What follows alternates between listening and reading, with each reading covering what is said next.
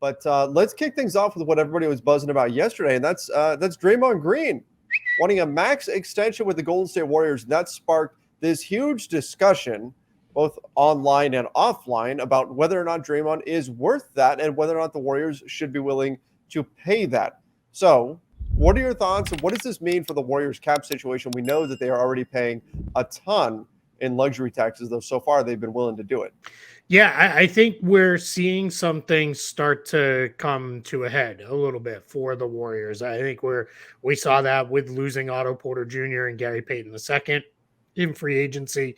Joe Lacob has already come out and said, yeah, I don't know if we can keep both Andrew Wiggins and Jordan Poole. I ran some really rough math. I did Locked On Warriors the other day, in some really rough math. If they were to max out Wiggins and then give Poole like anything close to the max, they'd be over $500 million into salary plus taxes plus penalties. So yeah, that's a lot of money that they to pay for a team, obviously, and we're going to get there eventually, of course, with the rising cap and the rising TV deals and all those things. It's going to happen, but just to be there now is not quite where we're at. So I think this is Draymond basically kind of saying, "Hey, I'm extension eligible here in another week or so. Take care of me." Well, why not me? You took care of Steph, took care of Clay when they were free agents. I want taken care of too. Now I want to be very fair to Draymond too. He wants his max, which is not truly the max. Like he wants a 4-year. He could opt out and do a 4-year, $138 million deal. But it sounds like he is, saying like, I don't necessarily need maybe that much, but we'll see, where this goes. If he starts pushing, I need the max. I mean, there's going to be somewhere between 10 and 15 teams with cap space next year. And, it's as hard as it is to envision Draymond Green playing anywhere else. Maybe it does come down to, all right, you don't want to pay me what I think I'm worth. I'm going to go somewhere else and try to win with another team or something like that. So I definitely do think it is something to keep an eye on. So he's at 25.8 million this coming season, and then the season after he has a player option for 27.5 million. So is he looking to essentially decline that player option and then start a new 4-year deal, or would that be added on to, assuming like he would pick up that option and then have 4 years after that? Yeah, and they could do either way. If he opted in and did an extension on top of that, that comes off of that last year's salary. So that is, let's do some math here on the fly.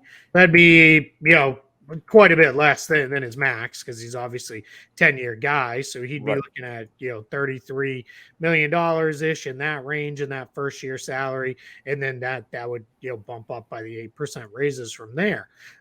Or he could insist upon it. I don't think he's going to be able to say, I opt out and give me the full max that starts at 40 about 46.5 million next year. I love Draymond, and I think he's a great player. I just don't know that anybody's giving him that, especially not when he will turn, 30? He's 32 right now. Yeah, he'll turn 33 in this season. So that just seems a little unlikely to me. So, yeah, it seems like he's basically saying, hey, give me that full max extension that you can give me right now. So opt in. He's probably, either I'll opt in and we'll do it that way, or I'll opt out and we can add 4 years on to the end of this season. Right. If that's what you want to do, either way, it sounds like that's what he's open to doing. Which, if I'm the Warriors, it would be the latter. I would want him to opt out, because otherwise you opt in, you're tacking on another year. Yep. And at 32 years old, I don't know if I want to be paying Draymond. Now the cap goes up and all of that, so that's a factor here. But still, paying Draymond in 2028, that kind of money, that's I don't want to be paying him $40 to $50 million when he's 37, 38 years old. Right. Yep. Yeah. This isn't PJ Tucker that we're talking about here. Come on. Yeah. Well, I mean, it's funny because he could be by then, but PJ Tucker's only making the mid-level. Right. So we're not even talking. Yeah. I mean, they're talking 5 times as much money in a single season. Let me ask you this: Is Draymond worth it? Like, let's say the Warriors get into a battle here with him, it doesn't go well, and he says, you know what, forget it, I'm going to go out on the open market. Is he a max player on the open market? Probably not. That was what I was thinking too. Yeah, you could, because so max next year, if he opts out, would be about $46.5 million. Hmm. Um, I don't think anybody's going to give him that. Would a team maybe say, "Hey, we'll give you $100 million over 3 years"? That I could Could see. happen. I could see that happening, and then you're roughly in that range, right, where the Warriors are at. Because he's saying, "I want 4 years, 140 right now. 3 years, 100 million. 30 million plus a year." Yeah, I could see a team saying we'll do that, especially if it's a team that's like, "Hey, we're a strong power forward away from contending for the title." Yeah, I could definitely see that. I mean, when you look at the list of teams, right? Because that's the other part of it. We always Yeah. talk about there has to be somebody willing to pay that. Well, here's the teams that project to have that much kind of cap space. Detroit, maybe, because that would be going home, Hmm. right? For him. Houston, they're probably not there. Indiana's probably not there. San Antonio, they're probably not going that way. Utah, probably not going that way.